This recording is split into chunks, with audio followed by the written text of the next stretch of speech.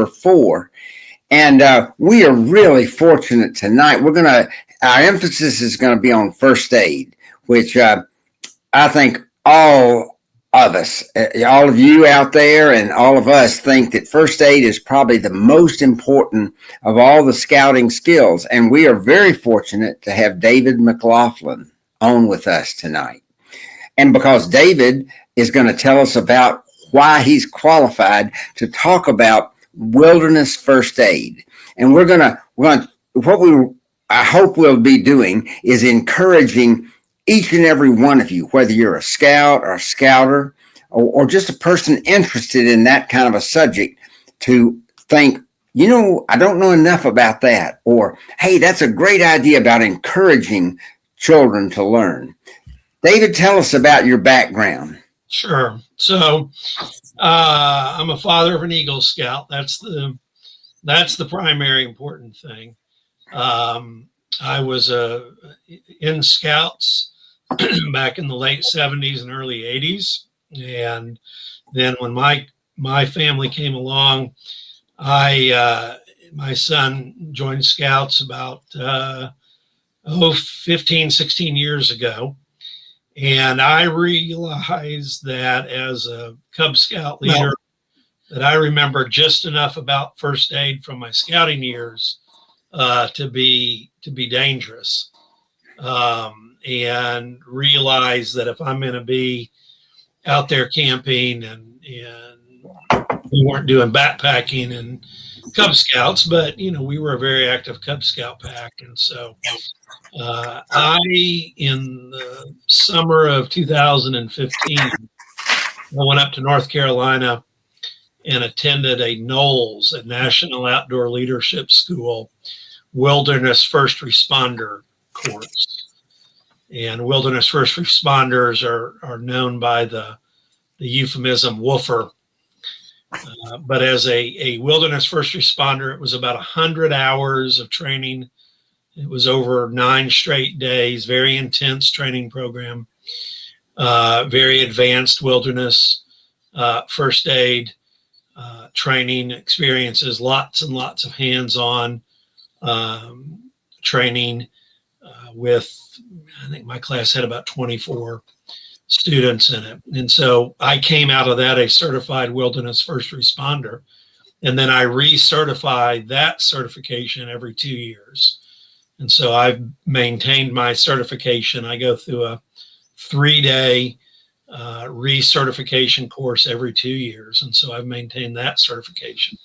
But one of the things that I started doing within a year or so of getting certified as a wilderness first responder, I started teaching wilderness first aid, CPR, AED, started teaching scouter groups. And we put on an annual, very intensive 2.5-day wilderness first aid course at Camp Thunder, which is our local camp. And we bring students, frankly, from all over the Southeast. We've had them from Florida and Mississippi and Alabama, of course, Georgia, and a couple of Tennessee folk came down before. It's a very, very good course.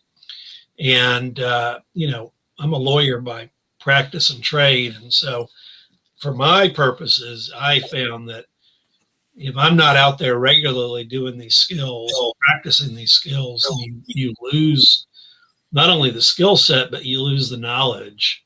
And so for my part, I have found that teaching wilderness first aid has been a godsend to helping me stay fresh and current and competent in first aid. And so we've been putting on that course for, I think this was our 13th year in a row that we did our wilderness first aid course. And then separate apart from that, I also teach CPR and AED, to various groups, church groups, school teachers. I used to do it up when I worked at the Attorney General's office for years. I did a lunch and learn every summer. I put on several CPR AED courses. So that's sort of my first aid background. Well, I made some notes while we were talking, and you talked about how you needed to stay fresh and competent, and I kind of have been suggesting to scouts and scouters that first aid is not something that you just learn to pass a merit badge or one of those Cub Scout things, but it's a lifelong process, and techniques and technology changes. Yeah, and so you could speak to that a little bit. I noticed the other day I was watching some videos that are made by a guy in Australia called Tot Tales, I think, but he was showing those new bandages that you put on that can take the place of sutures or stitches if there's a cut, and then he talked about how you put them on and all that. So talk. Why don't we talk for just a minute, because I'd like for patrol leaders and senior patrol leaders and those who are encouraging them to talk about the ongoing need for first aid training and refreshing. Yeah. So, a couple different thoughts come to my mind based on some things that you're saying. One is the world of wilderness first aid, okay? The world of being out away from an urban environment.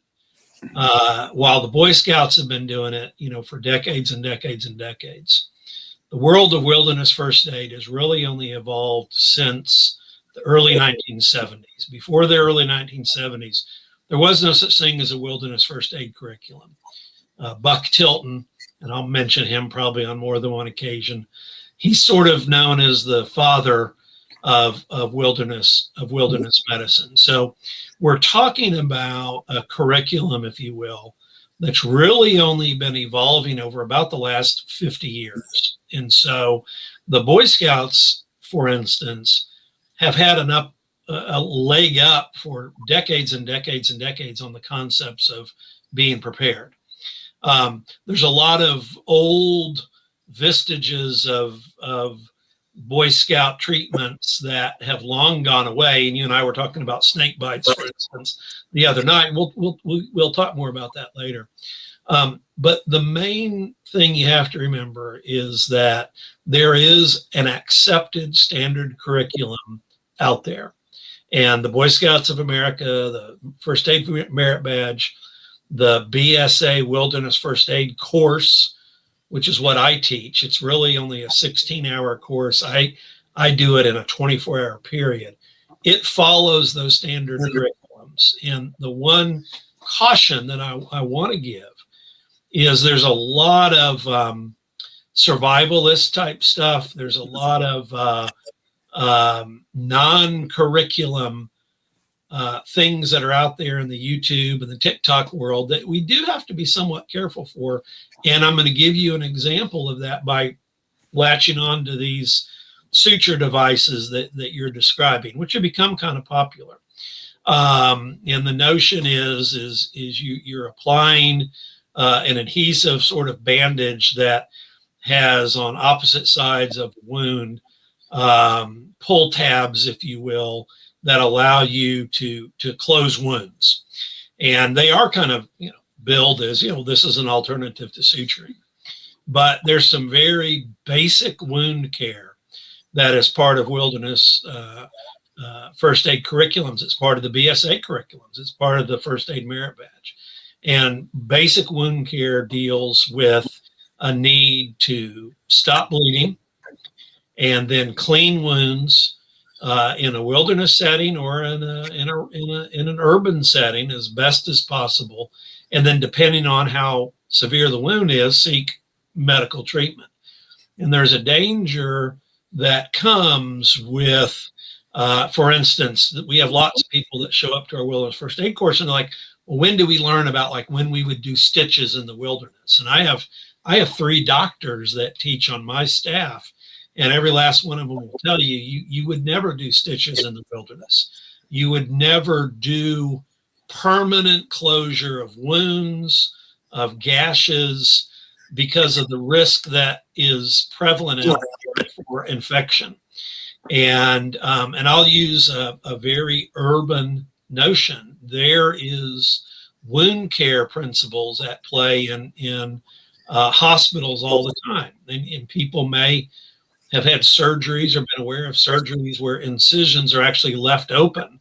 Wounds are packed open because of risks of infection and a need to be monitoring. And so there's some real basic principles for wound care, which are stop. That was very interesting to me because I was thinking, when I think of wilderness, I think of a plane down in Alaska, and you're 1,000 miles or no help on the way. And so even then I can see how, if you did suture, you might do it improperly and not allow draining. Well, again, there's an accepted curriculum for wilderness medicine and wilderness first aid. Yeah. And there's many, many things that are not in that curriculum. One is suturing and doing permanent closure of wounds in the wilderness environment. We don't teach it. We never will teach it. It's not something that if I were in the backcountry, 2 weeks from anybody, unable myself to do anything other than crawl out, if even that, I'm not suturing up wounds. Now, any wound is going to, by nature of having had compression put on, being cleaned, being bandaged up, any wound is going to start a healing process on its own, even a wound that might require multiple stitches. One of the things we teach regarding wound care, if it's a wound that is going to require evacuation, and we're always talking in terms in a wilderness medicine environment, when does something require an evacuation? When do you need to go to the hospital, as opposed to we can just take care of it in camp or on the trail and watch? What we teach in regards to wounds that need to be evacuated, we want to clean them as much as possible in the wilderness, particularly if we may be a day or 2 or 3 from definitive medical care. But we teach you clean your wound, you stop your bleeding, you clean your wound, which often will make bleeding start again. Sometimes really cleaning a wound well is actually going to create a situation where, because sometimes you're going to have to rub and debride and pull, foreign matters out of wounds. It's kind of this vicious cycle. We're cleaning and we get the bleeding stopped. We start cleaning and it starts bleeding again. But we're going to teach you to pack a wound with a clean, wet gauze dressing, and then cover that up with dry and then wrap it up. And we're going to teach you to pack open wounds that need suturing, a real simplistic way of defining it. And so just this little exchange that we're going through, Walker, I think is a good illustration of why we need the curriculum and why we need to study the curriculum, but also why we need to practice the curriculum. And one of the things that I was going to ask you about that is that practicing, because I think that far too much, even in scouting, there's not enough of that physical practice. No, that's right. That's right. And so there are things you can do as part of a natural course. Now, we were at a camp outing with a scout down at Camp Thunder, actually on the Flint River Canoe Bay side, and he was running in the woods at night, as they often do, and tripped and just laid open a pretty good sized wound right below his knee. And it was not the kind of wound that really needed an immediate evacuation at all. He didn't need stitches. And what we did is we gathered all the troop. We gathered all dozen or so boys that were around, and we basically used it as a teaching moment. And in fact, one of the things with wound care, once you get bleeding stopped, and you're going to use soap and water, that's what you're going to clean wounds with. There's no alcohol, you're not going to, there's a product that I will carry in my base kit, which is called Ibiclens. But we're not going to use hydrogen peroxide. We're not going to use anything with alcohol base in it, because that's just excruciating, needless pain. But getting wounds clean, debriding wounds, and getting wounds clean requires a lot of irrigation, a lot of water to be kind of under pressure put into to the wound. And anybody that's watched a lot of television and you see these surgeries and operations, one of the things you hear the doctors talk about, we need to irrigate now. Once you've cleaned a wound with soap and water and scrubbed, all that stuff is still in there, and you got to get that out. So what we did is we gloved up a half a dozen scouts, and we had them all take turns cleaning and irrigating, and we gave them so anytime you've got an emergency situation, use it as a teaching moment. But then the other aspect of that is a practice for the sake of practicing. You don't necessarily need real blood to practice. And, we frequently on backpacking trips, we would take a break and I was a big proponent of taking off your socks and shoes during rest periods and checking your feet for hot spots and blisters. And we would talk through, well, let's say so-and-so now has a hot spot. Well, what should we do to treat that? What should we do to assist this person? What about someone who's got a musculoskeletal? With backpacking, it's always ankles. It's always twisted ankles or rolled ankles, or a lot of times toenails become problems on the big toes. Kids wear their shoes too tight. They don't have their toes trimmed nicely, and next thing you know, their toes are throbbing and swollen. And what do we do to treat that? What do we do right now? We are 3 miles down the trail. Behind us, we are 5 miles ahead of the trail to where we're planning on camping tonight, where there are facilities, and someone has just now fallen and broken an ankle. They cannot go on. There's no way we could make a splint. There's no way we could carry them. How are we going to deal with the situation? Are we going to go back? Are we going to go forward? How many scouts or adults or people are we going to send to get help? How many are we going to leave behind? And so, you mentioned senior patrol leaders. We need, in the scouting world, we need to make sure that as adult leaders, we are making sure that our youth are having these conversations. You don't just earn the merit badge. Yes. And then, okay, now I've got it. In my wilderness first aid course, you have to take it every 2 years. And I have people now that are on their 5th and 6th course, and they come back and they basically will say, in the 2 years that I've been gone, I have forgotten most of this stuff. And so it is not something that once you got a merit badge, or once you've been to a course, or once you've been to a school, that it's just right there. One response to that is, and because not everybody's going to go get trained, every single person should have in their first aid kit, and I'm talking about their backpack first aid kit. There's a difference, right? Yes. I've got a backpack first aid kit that's for 8 people. It's this big. Okay. Yes. And one of the things in it is a wilderness is a first aid book, little booklet. I use one that's by Knowles. It's about 100 pages long. It's spiral bound. It's very, very lightweight. We actually give that as part of our course material.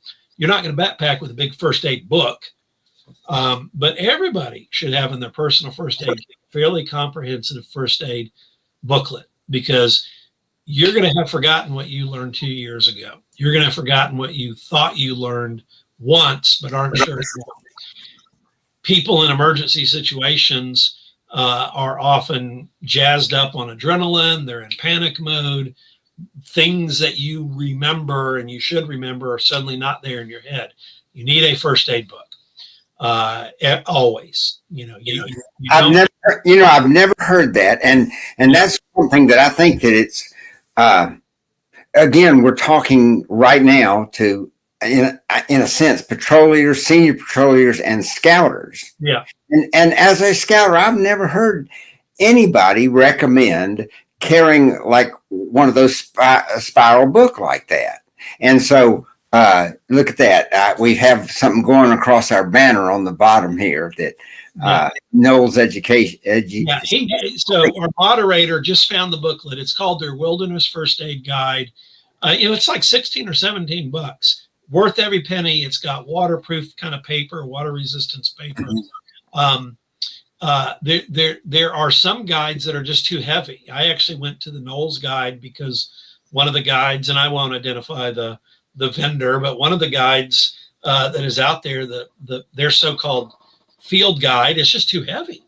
You don't want to backpack with that. Yeah. It much as a normal book. But if we could talk all day long about, like, what do you put in your first aid kit? Number one thing that goes in your first aid kit is a first aid book, because even if you've got the knowledge, you may be the person hurt. You may be the person unresponsive. You, Walker, may be in a heat emergency where you're what we refer to as level of responsiveness. It's a vital sign, and you're just out of it. You are unable to assist your rescuers in giving you care. And they may have no idea what's wrong with you. Well, what I know is that you're in the middle of a heat emergency. One time I was digging a post hole all by myself on a very hot day when I was about 35, and I thought, oh, I'm a fit man and I can do this. And I had almost a heat emergency all by myself, but at least I could get into some shade. You had heat exhaustion, and heat exhaustion. Most men, okay, that are not specimens. Okay, there's a lot of specimens out there. But most men like you and I, where we are going to have it for the first time every season is going to be that very first time in the late spring that we go out and mow the yard. And we're going to be out there and we're going to be pushing, and we're going to be going. And the next thing you know, we are feeling weak. And we are feeling like almost everything's closing in. And we're getting the shakes. And we feel like suddenly I cannot go another step. And we're going to treat that by getting out of the heat, get into the shade. We're going to drink a little water. We're going to cool ourselves. 20 minutes later, we're going to be back out there. And we're going to be mowing the yard, and we're going to finish mowing the yard as if we were Superman. So heat exhaustion, for instance, is something that many people suffer, and it can progress to heat stroke. And let's talk about heat emergencies for a minute, because heat emergencies are going to be an emergency that everybody is going to encounter in their outdoor experiences.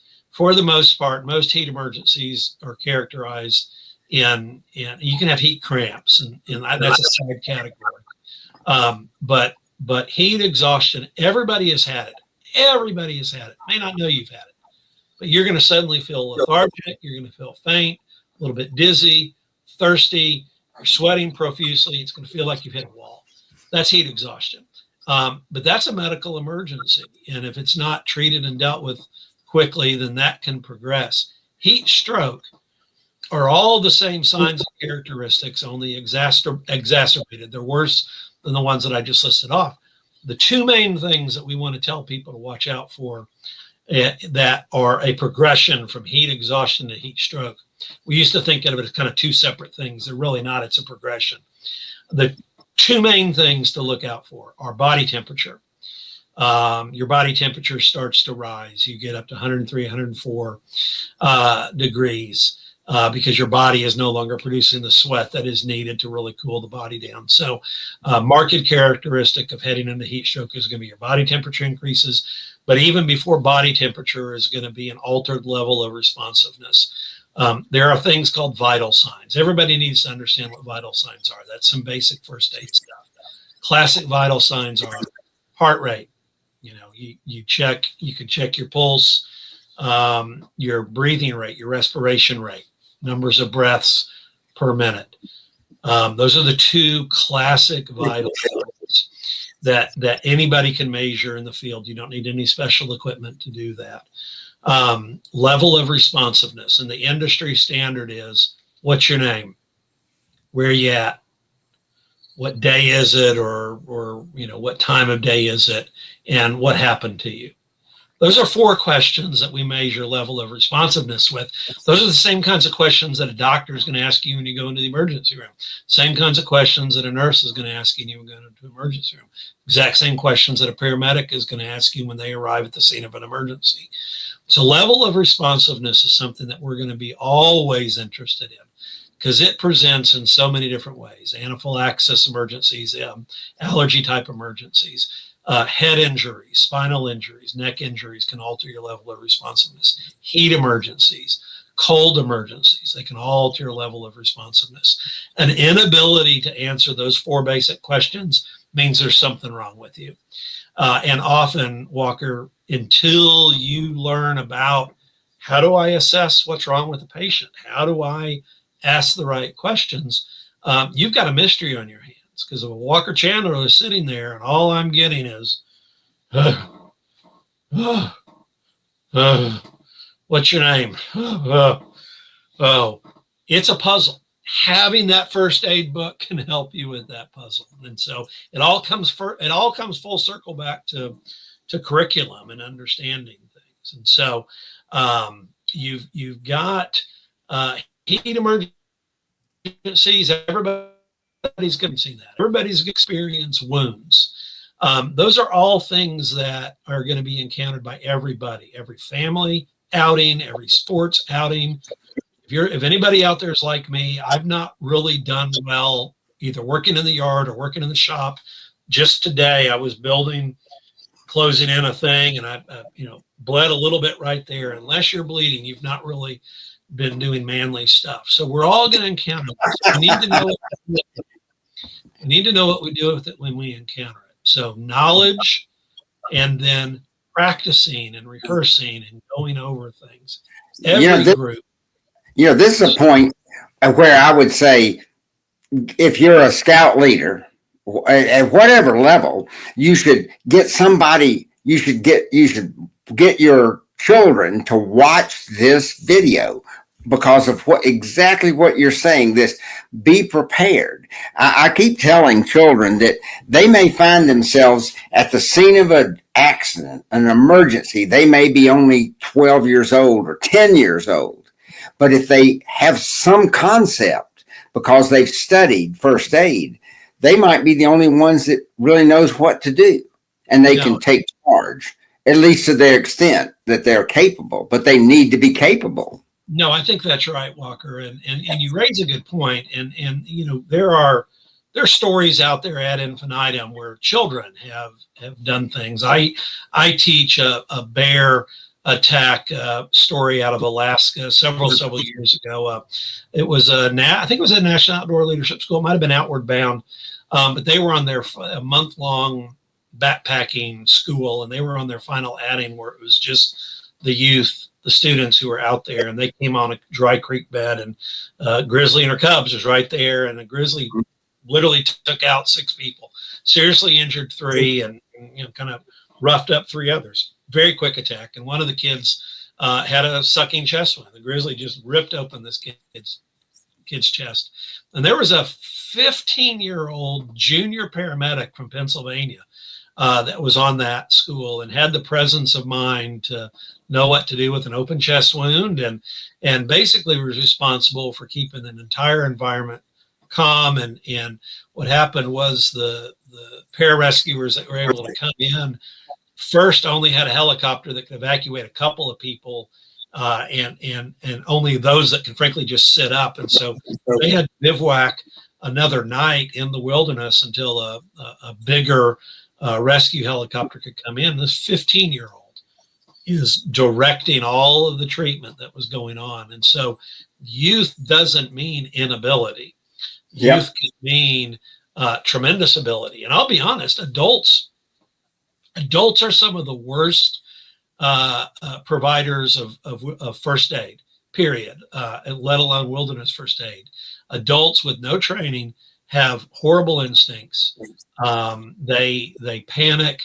And it's often youth that rise to the occasion. I can tell you that in the summer of 2016, 15, we've gone up to Skymont up in Tennessee. Very first flag ceremony that we were all at, and there was a troop lined up right next to us, and a kid had a nosebleed, and the scoutmaster, not even one of the adults, the scoutmaster, this kid was bleeding profusely from his nose. Had this kid, kept telling the kid, keep leaning back, get your head, lean it all the way back, get your head all the way back. I was kind of like, actually, you don't need to do that. And the kid, you could tell he was actually blood was starting to go down his throat. He started coughing up blood. And I finally said, look, I'm sorry, no, back off. And took over because treatment for a nosebleed, it's lean your head forward. Lean your head forward. You pinch your nose. You can pinch up higher. You can pinch lower. You can put pressure right under here. You can use ice as pressure right here. A lot of kids are susceptible. A lot of people are susceptible to nosebleeds, and it can take a while to get them stopped. But the one thing you don't do is you don't have them lean their head back, because then that blood starts running down their throat. And exactly what you're worried about happened right in front of our very eyes. This kid was starting to choke on blood and starting to cough up blood. And that was a scout. Well, we had one here in Peachtree City where in the lunchroom at the elementary school, a kid got a piece of candy or some kind of food stuck in there, and there was a child that had just learned the Heimlich maneuver in Cub Scouts, came there and got that thing out right away. Mm-hmm. And I mean, that's just one example. And of course, you know about that train wreck that happened where there was a troop coming back from Philmont. And they got out, and a whole troop and I'll bet you they had on their uniforms. Probably. And I keep thinking, if you have on your uniform, people are much more likely to listen to you. I think that's right. But I will go so far as to say very, very basic 2 steps, 3 steps. Let's call it 3 steps in an emergency environment where there's multiple people around. Your 3 steps. Number 1, you remain calm. You remain calm. That's the very first step. We talk, when I first got certified as a wellness first responder, learned a term that was called a calm bomb. That's the number 1 thing you can put in your first aid arsenal, is how to bring calm to a situation. But if you're going to be a rescuer, you need to be calm. And if you're not, nobody's going to listen to you, whether we're in a uniform or not. You need to be calm. Number 2, you need to speak, and you need to say, here's who I am, and I have training, and I am prepared to start dealing with this situation. Because one of the things that, let's make sure everybody understands is, before you can ever render any kind of care to anybody, you have to get permission. Now, if someone's unresponsive, they're not breathing, or they're unresponsive for whatever reason, they can't communicate. Permission is implied. Consent is implied. But if you just hobble up on someone on the trail and, they've got a gushing on their leg, you need to get their permission. And so one of the things that we teach is, you introduce yourself.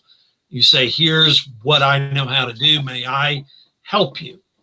And so if you remain calm, and then you introduce yourself and explain how you know what you're doing, that you are trained, and I'm getting ready to do something, and then do it. Demonstrate through action, then everybody around you is going to start listening. Everybody around you is going to start following your lead. And so that's those 3 steps are the best 3 steps that any would-be rescuer can bring to an environment where there's an emergency going on. Because here's what's going to happen in emergencies. You're going to have people that are just standing there doing nothing because they don't know any better. You're going to have people that are really panicking and freaking out and crying and getting emotional. And then you're going to have people that are trying to render care, and some of them may be competent and qualified to do it, and some of them may not be. And you're going to have to recognize that you've got those 3 kind of categories of people, and how do you manage that in an emergency situation? The people that are panicking or crying, which is often going to be family members of the people that are injured, it's like, get them away from there. You standing right there, who don't look like you know what you're doing, You get all of them and you get them out of here. You get them over there by that tree. You do whatever. You right there that is having the kid hold his neck way back, his blood is gushing down. So you just stop doing that. Okay. Listen to me and watch what I do. Here's the way we're gonna do this. And so I have seen children with that level of confidence and that level of competence. And in particular in scouts, those that not only learn the merit badge, but then they keep up with it. They practice those skills. Well, that's extremely important. For example, I tell children there's also that other element, the scene of a wreck, I think is something that a lot of children all over the world might have to deal with. And like almost the first thing is to make sure no cars come and make more wreck. In other words, maybe take some of those people standing around that don't know anything to do, at least tell them to go stop traffic on both sides. You know what I'm saying? That's a good point. And so let's talk about, let's talk about what we teach. We teach scene size up. And just tonight, literally 45 minutes before we got on to do this, read an article about a Cobb County police officer, I believe, who drowned down off of the coast in South Carolina. He went into a rip current to help a family of 5, ended up rescuing a family of 5, ended up drowning himself. That's not to say he shouldn't have done what he did, but the risk to the rescuer is something that always has to be considered. If you've got a hit and run situation, Walker, where you've got a patient laying in the middle of the road and cars whizzing by, the worst thing you can do is immediately try to help that patient, because you're going to get hit in the process. You do what you just said. We need to get everybody stopped. So here's what we're going to teach you. Here's what everybody needs to know about I'm a would-be rescuer. We're going to do what we're called scene size up. Okay. First thing we're going to do is we're going to check and see if the scene is safe. Is the scene safe for me as a rescuer? What may be the dangers for me engaging? Maybe it's a rip current. Maybe it's traffic. Maybe it's a power line that's down. Maybe it's a fire. Okay. Because if I'm going to suddenly become a patient myself, then I'm not helping the person that I'm wanting to rescue. So the very first thing we're going to do is we're going to size up the scene for safety. And then we are going to do things to ensure that we stay safe before we engage. So Swiftwater Rescue, for instance, you may have someone hanging to a root in the middle of a river. You're never going to just go into that river. You may be the best swimmer in the world. You may have life preservers on. You're never going to just jump in that river and swim there, because you are suddenly needing rescue as well. There's always going to be a safety line. There's always going to be a need. If it's high angle rescue, for instance, someone's down on a ledge, maybe 3 hours before it's safe for the rescuers to even get to the patient. So we're going to check for scene safety. The next thing we're going to do is we're going to size up and try to get an impression about what happened. Is it a fall? Are there multiple patients? So how many people need to be rescued? Is anybody dead or alive? And then we're always going to talk about body substance isolation, BSI. Everybody should, with any kind of first aid training, should carry around nitrile gloves. You buy a box of 100 for $8 or $9. I have gloves stuffed everywhere. Every day pack, backpack, book bag, briefcase I have, glove compartment has gloves stuffed in there. Whenever possible, we want to make sure that we're protecting. We don't put on gloves in the wilderness to protect the patient's wound. We put on gloves in the wilderness to protect ourselves from body substances and fluids. So when we size up a scene, and one of the things we teach, before you ever walk up to that patient, you're going to do those 5 things. And until you do those 5 things, we don't want you walking up to any patient, because you got to protect yourself. And every season we read about people diving into a river to help somebody and they break their neck, or jumping off of a dock in the water there's concrete pilings under a pier, and they've dived in to help someone, and next thing you know, they break their neck. And so protecting you as the rescuer is of primary importance, because you're doing nobody any good whatsoever if you yourself are going to become a victim. Sounds great, man. This is the kind of thing that I was sort of thinking maybe we should come back. We'll come back at a later date, and we'll maybe have written stuff that could scroll down. We prepared the first aid merit badge stuff, and maybe Elliott could stick that up here off to the side, and we could just look at kind of what the scouts talk about first aid. But I think it's the great thing here is to just talking about what children can accomplish, not only what they can accomplish, but how they need to be prepared. Yeah.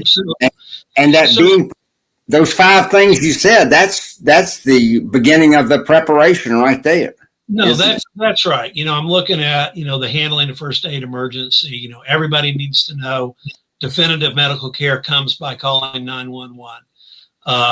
Interestingly, in the realm of CPR now, we actually teach activating 911 before you even check for breathing. And then you say, well, why in the world would we do that? Well, in a CPR situation, somebody's not breathing. In an unresponsive situation, someone's breathing, but they're not responsive. If they're unresponsive, we're going to need to be calling 911 anyhow. It doesn't matter if they're breathing or not. If they're not breathing, more often than not, it's an adult and it's a cardiac emergency. And the only real route to survival is going to be outside cardiac intervention. And so we need to get 911 activated as soon as possible. So bottom line is when in need, you activate 911. Learning how to do CPR, learning how to recognize when someone's not breathing. We don't really recommend spending time looking for pulses anymore. If they're not breathing, you just jump right on it. Part of the problem with looking for pulses is people get so ramped up, they think they got a pulse, and they're really feeling their own heart rate racing through their fingertips. So we check for breathing. We immediately do chest compressions. There are times that there are people that are never going to do rescue breathing because they don't want to put their mouths on other people. Okay, you do chest compressions. And you just start going to town. You're going to do 100 to 120 compressions a minute. And you're going to do them 2.5 inches in depth. You want to be going fast. In the old days, 100 was what we recommended. Now we say 100 to 120. Rather you go closer to 120 than 100. Most people get too tired after 120 beats per minute compression. That's a lot, but so CPR is kind of tweaked a little bit. A lot of places don't even teach rescue breathing. In the Boy Scouts, we still teach rescue breathing, and we want people to use rescue breathing if they feel they can. So everybody should go get certified and trained in CPR. Learn how to use an AED. That's that whole thing I say to these children at campfires or whatever is, look, this is maybe your mother lying on the kitchen floor. Right. And you got to do something. You got to know what to do. And that's one thing the CPR courses have, with those dummies that you can practice on. Yeah. And we use those. I have had in the 13 years now, we took off COVID years. So it's really, I think we've done our class 12 times, but I have had 5 separate wilderness first aid students that have come back to me because they have dealt with a choking patient. I have yet to have anybody come to me who's done CPR. So if you want to play the odds and learn how to deal with somebody who's choking, and you referred to the Heimlich maneuver earlier, that's kind of an outdated term. Is it? It is, and it actually is outdated for some peculiar reasons involving Dr. Heimlich and his estate and some things like that. Abdominal thrusts is the term that I'd like people to really be thinking in terms of, and And interestingly, before Dr. Heimlich really perfected the abdominal thrust, back blows were the thing you do. And then for years you were taught you do 5 back blows and then you do 5 abdominal thrusts. And then back blows went away from the curriculum for years and years and years. Red Cross brought them back and then they went away again. But now they're back. Back blows have actually been back for a few years. What I'll tell people is you do what you're most comfortable with. If you grew up doing back blows, I don't think back blows is an alternative in any way, shape, or form to abdominal thrust. All of the success stories that I've had, I've done 3 people choking, and all the people that have come to me with their success stories have succeeded with abdominal thrusts. But depending on where you decide to go get certified, you're also going to be taught back blows. The Emergency Care and Safety Institute develops the BSA curriculum. They added back blows back a couple of years ago. So I teach back blows. But I'm going to teach you to do abdominal thrusts first, do those 5 times, and then do back blows. I don't know if American Heart Association has reintroduced back blows or not. So, that's one of those things where sometimes there's changes in curriculum. That's I'm sitting here thinking as you talk about how either one of those techniques is better than nothing. No, that's absolutely right. And no, that's absolutely right. And knowing Yep. the different, knowing what to do when you are choking and there's no one around to help you. My brother actually got some kind of a presidential award or something for doing CPR. He actually successfully did CPR to save somebody's life till the ambulance got there. Well, and then we see often these days, what are those machines called where they put them up for a shock machine? Yeah, those are AEDs. And so AEDs, those are and that's something that is taught in every CPR course. An AED is an automated external defibrillator. It's a tool. It's a tool that's used when the AED recognizes an irregular heart rhythm. And it goes, you know what? I can help with that. Everybody stop touching the patient. We're going to do a shock here. On the other hand, AEDs, you can hook them up, and often a shock is not recommended. But what we tell people is if there's an AED and you've got a patient who's not breathing, you always hook up the AED. You're not going to make, so for instance, if you have a drowning child, you pull an adult, you pull a drowning victim out of the water, the chances of an AED firing are pretty slim. Right. But we're not going to say, hey, you make a field decision not to hook up the AED. You always, if they're not breathing, you always hook up the AED, always. And if it doesn't fire, it doesn't fire. You just will keep doing the CPR. Now, the thing, you brought up the AED, the thing to know about AEDs, it's a tool. And it's a tool like any number of tools you have in your tool shed. You sometimes need a shovel, you sometimes need a rake, but it's handy to have all those tools there. An AED is a tool that knows whether or not it's needed. You hook it up by placing pads on the patient, and then the AED will decide whether or not it's needed. You don't make that decision, but it is part of CPR.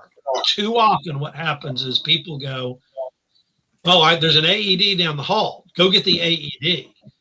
The AED doesn't do anything if you're not doing CPR. And Walker, you're an old man. You'll remember our grandparents probably. Most people probably don't understand the notion of priming the pump. But in the days back before people had running water, you'd go out and you'd do that gadget and you'd go up and down, and you could do that all day long and no water would come out because all the gaskets and everything were dried out. And so you'd have to take a little water, kind of get everything wet and do that. And then finally you got to seal and water start coming up. It's called priming the pump. You put an AED on somebody that's not breathing and they've got an irregular, let's say they're in ventricular fibrillation, the AED shocks and it gets that heart rhythm regulated. More often than not, the patient's not going to just go, oh, thank you. You're going to have to immediately resume with chest compressions and prime that pump and get that heart circulation going again. Because you have to remember why you don't have a pulse is because blood's not flowing through your body anymore. And if you've got an irregular sinus rhythm, your heart's got electrical activity going on, but blood's pooling up in the chambers because it's not working regularly. So what you have to do is you have to resume chest compressions to get that blood flowing again. Because remember, when you're doing a chest compression, you are essentially circulating blood through the entirety of that body. So when you got an AED available, even when you're putting on the pads, someone else should still be doing the chest compressions. And I'm demonstrating like this. Let me demonstrate. That's how. When you do chest compressions, you have to remember you've got a heart, and on the front side are lungs. You've got ribs. You've got a sternum, breast tissue, chest tissue. That's a lot. And if we are just pushing, diffusely on a chest, well, we're not doing anything. What's actually compressing the heart is the bony surface that is your sternum and your spine. So think about that for a minute. Your heart is nestled way in there. When you use this part of your hand, the heel of your hand, that's the only part that should be compressing.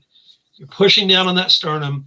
That's going to deliver the compression where the heart itself is being compressed between the bony surface of your spine and then the sternum. So many times you see people doing chest compressions. And Walker, Walker's a lawyer. He's been a defense lawyer for longer than I've been a prosecutor.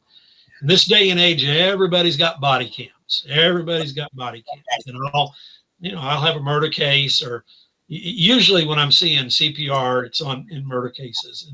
And I'll see some officer, and they've got both hands like this, and it's like, dude, your chest compression sucked.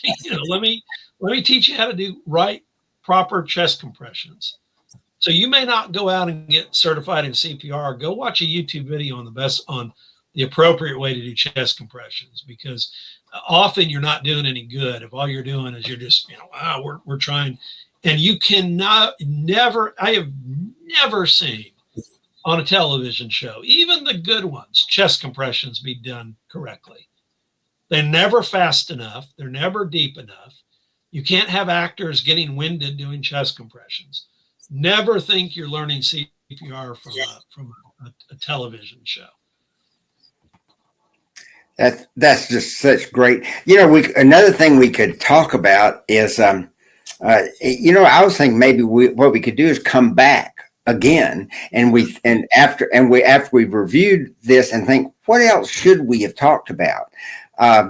Maybe not on episode 5, but maybe another episode in the future, and we can and when we get some feedback, because we do solicit. I think we're going to be soliciting comments and all. I was playing indoor soccer about a year ago, and I was knocked over in a tussle over the ball, and I hit my head on the padded thing up at Tyrone, and I got up and said, "Boy, I was knocked out. That hurt," and I had been unconscious for a minute.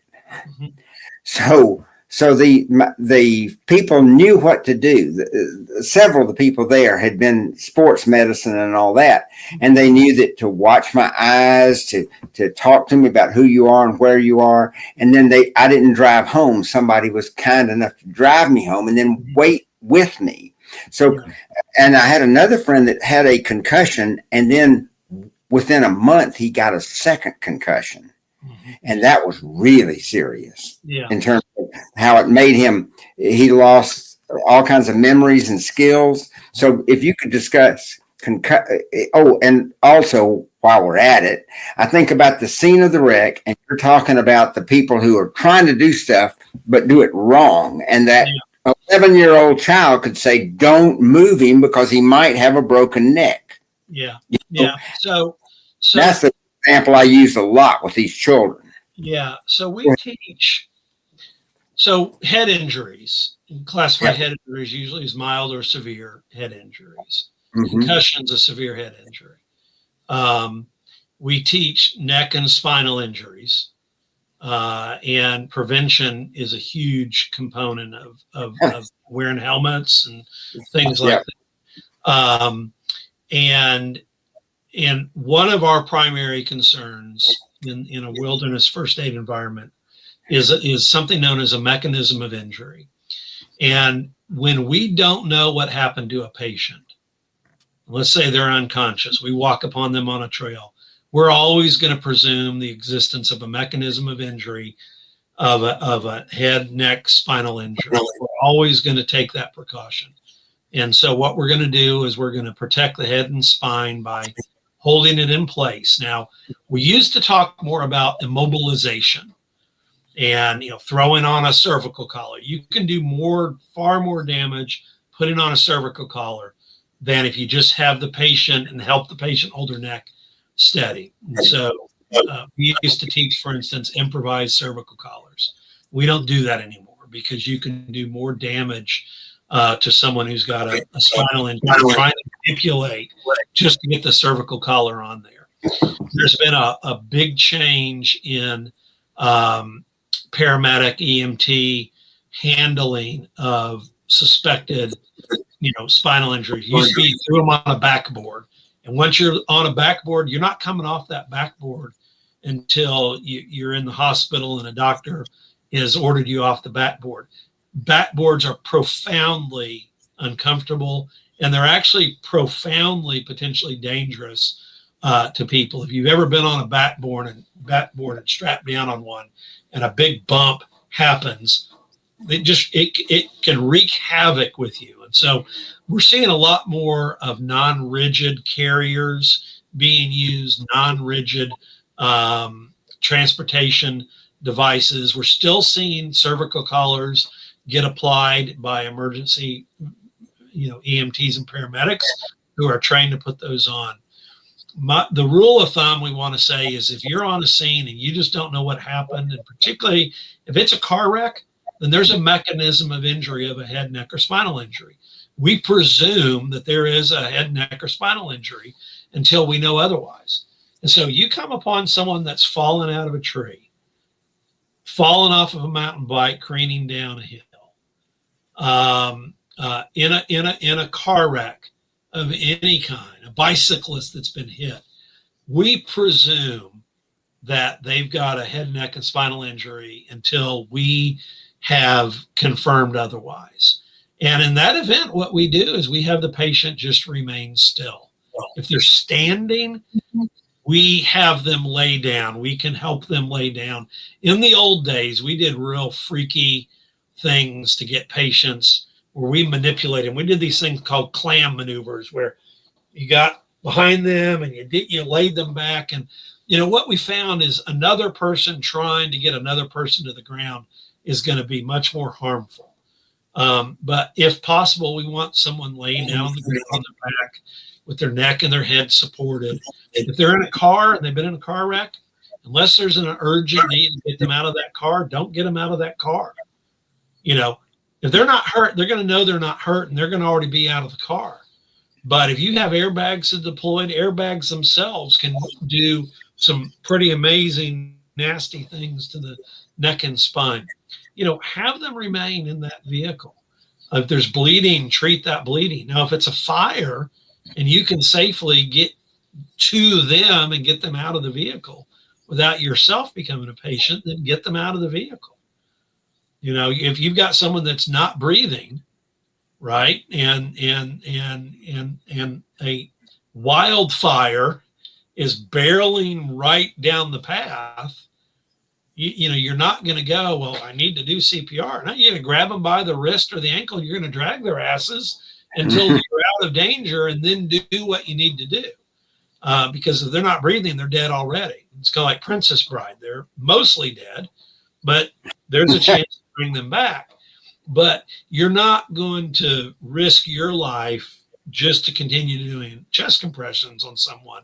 Get them the hell out of the way, maybe resume chest compressions there. So, serious injuries, if you don't know what's going on, don't let the patient really move. Get them seated down. More often than not, particularly with head injuries, Walker, patients that have not lost consciousness, they get right back up and they're walking around. And if they're walking around, there's a tendency to think that they're fine. We had a troop. I didn't go with the troop, but our troop was over in Alabama. What's the scout camp with the water slide? His name will come to me in a minute. But they were just standing around camp, and a scout tripped backwards, tripped over a log that was laying on the ground to be like a bench, tripped over, hit his head on the back of that. Head flopped all the way back, awful thump.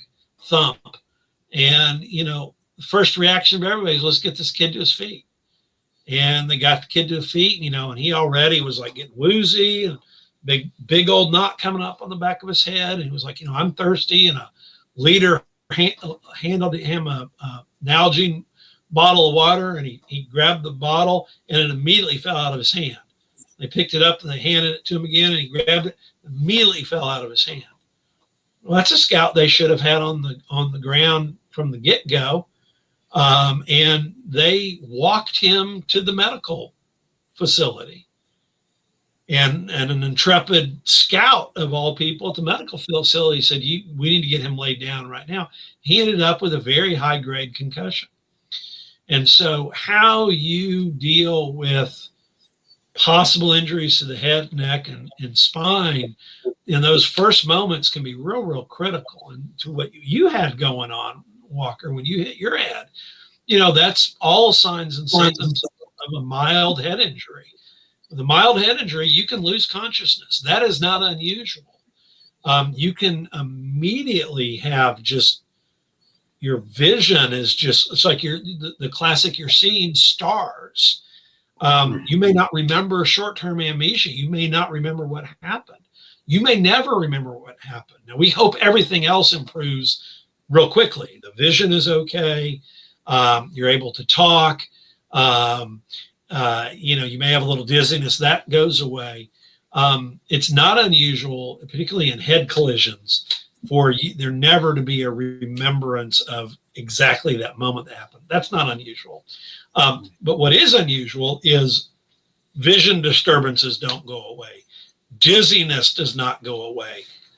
Feeling nauseous, like you need to vomit, and vomiting. Those are all signs and symptoms of a mild head injury, but we want those to go away within 20 minutes to an hour. A headache is not going to go away like that. Dizziness should go away pretty quickly. Seeing stars should go away pretty quickly. Being unable to talk or give your name, well, that's a sign and symptom of a serious head injury. There's something more going on if you can't identify you may not remember what happened, but you know who you are.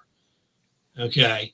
But vision disturbances, dizziness, nausea, vomiting, throbbing of any kind in your head. If that's not rectifying really quick, then we're now into serious head injury. Concussions are serious head injuries. You've got concussions that are on a graded scale. Mild concussion, though, is a serious head injury.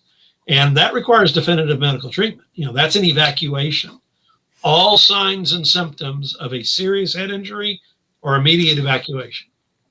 I remember when I was a child, would watch the cowboy movies, and they would take the butt of a gun and hit a guy on the head, and knock him out, and then he'd wake up, and then he'd be okay and get back on his horse and all that.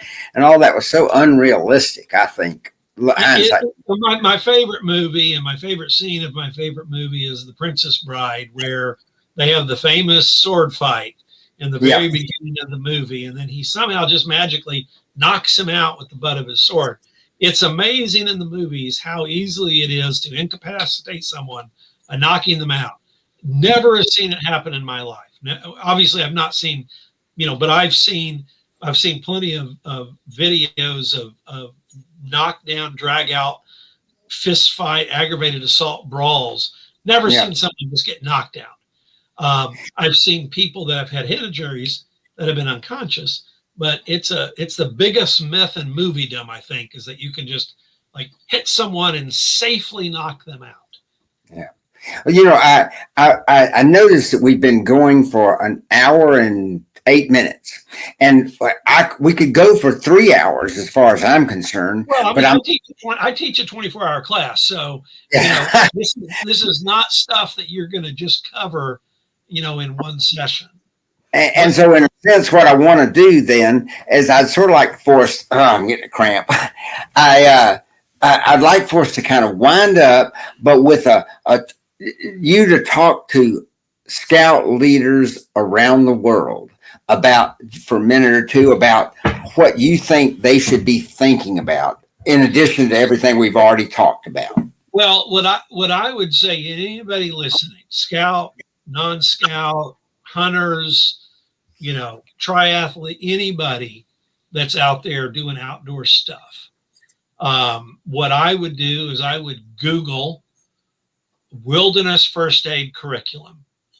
Just Google that. You can Google the Boy Scouts of America wilderness first aid curriculum. It's out there. It's like a 45-page document. It's out there. But Google wilderness first aid curriculum and look at all of the topics and look at all the concepts that are listed and ask yourself, do I know any of this? And if the answer is no, then you need to learn this.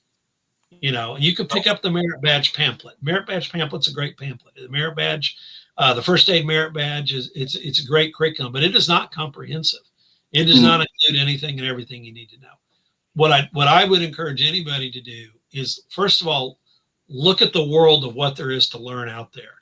And then challenge yourself and figure it out for yourself. How do I want to learn this? You can go to wilderness. You can go to YouTube and the Knowles National Outdoor Leadership School, and they've already been a ticker at the bottom of their EDU resources, and they have videos that are out there. But on the YouTubes, you can go and any topic that's out there, mild head injuries, serious head injuries, hypothermia, heat emergencies, you can find little modules that teach and train that. So you can self-teach yourself, or go take a class, go take a wilderness first aid course. The BSA treats it so seriously that if you're going to ever do high adventure, at least two of your leaders have to be trained in wilderness first aid. And that's the 3-day course that I teach.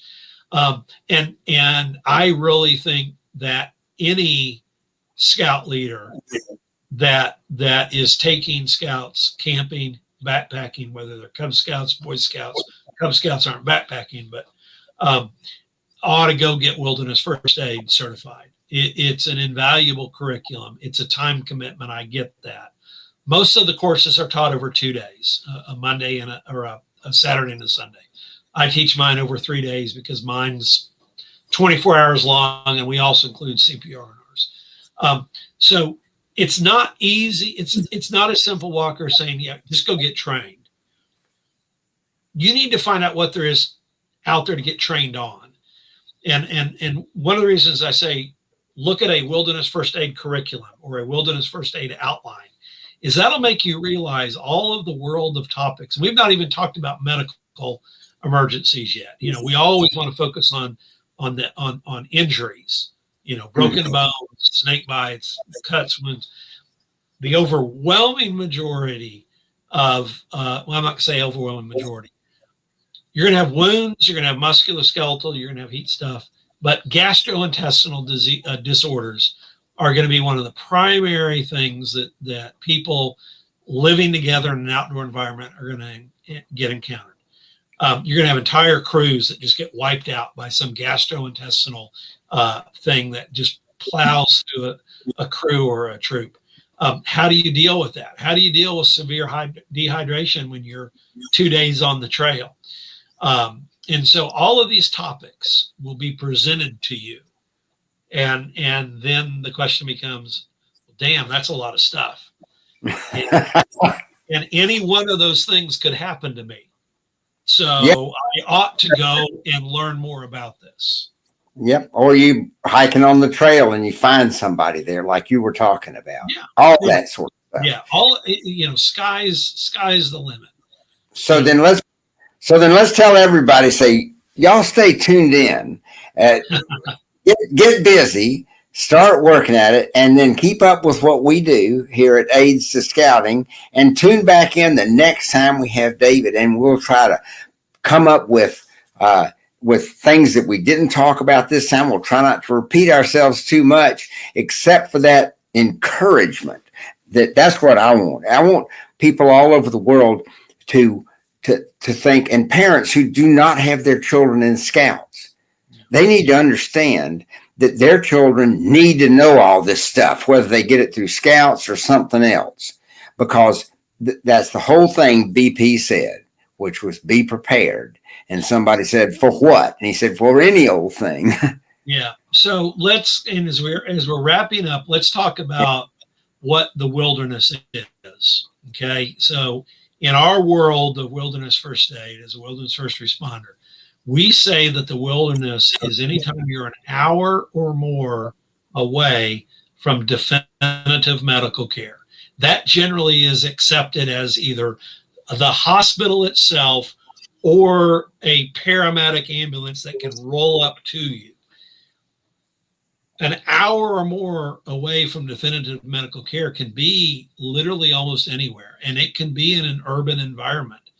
If you've got a situation of where you've got storms or tornadoes, streets that are impassable, power that is out, cell phone towers are down, and an inability to get to definitive medical care within 1 hour, you're technically in the wilderness. And so parents at home can think, well, I've listened to enough of this where I know I'm just never going to let my kid go into the out of doors. But you can be in the wilderness in your own home. And knowing that should make you go, well, doggone, maybe I need to learn some of this.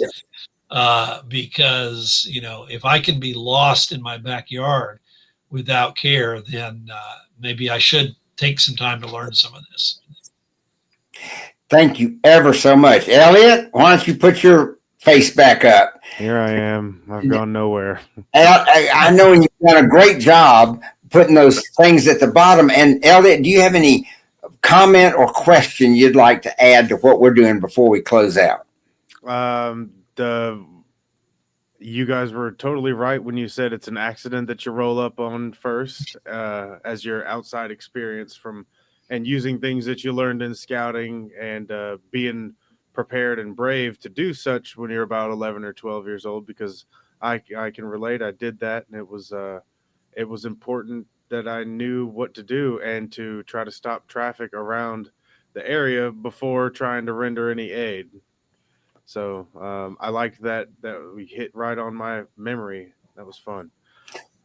Also, I know that some training is better than no training, and it is important to get it from the right sources as well. The Knowles training sounds like a lot of fun, and I am interested in doing it. Yeah, it's a wonderful program. REI, a lot of it's more of a big city business. Atlanta has 4 REIs, but REI puts on trainings. Now they often are partnering with Knowles and bringing down Knowles. There's SOAR, SOAR. Red Cross has wilderness first aid curriculum. Now their wilderness first aid curriculum is based on the BSA wilderness first aid curriculum, which is developed by the Emergency Care and Safety Institute. But there's training that's out there, and it's worth going. And if nothing else, you take a basic first aid course. If you're going to go to the trouble to go get CPR certified, Red Cross does a day long where you get CPR AED certified, but also basic first aid certified. And that is as far as you said, Elliott. Some training is better than no training. Just a basic first aid course. It's important to know how to do something, even even if That's it's right. like outdated or something. As long as you know how to do something about the situation that came from a legitimate source at some point, it's bound to do some good. So some training, That's I right. think, is better than no training, and whether it's in scouts or not. That's the only thing I have to say. But I've enjoyed this show. I'm sure other people are going to enjoy this as well. Well, good, good. Anytime you want me back, I'll be happy to do so. Well, we'll probably do that within the next 4 programs or something, because then we can flesh this out more. And thank you so much, David. You've just been great. I Okay. appreciate it, Walker. I mean, really just great. All All right. right. Goodbye, everybody. Aids to scouting.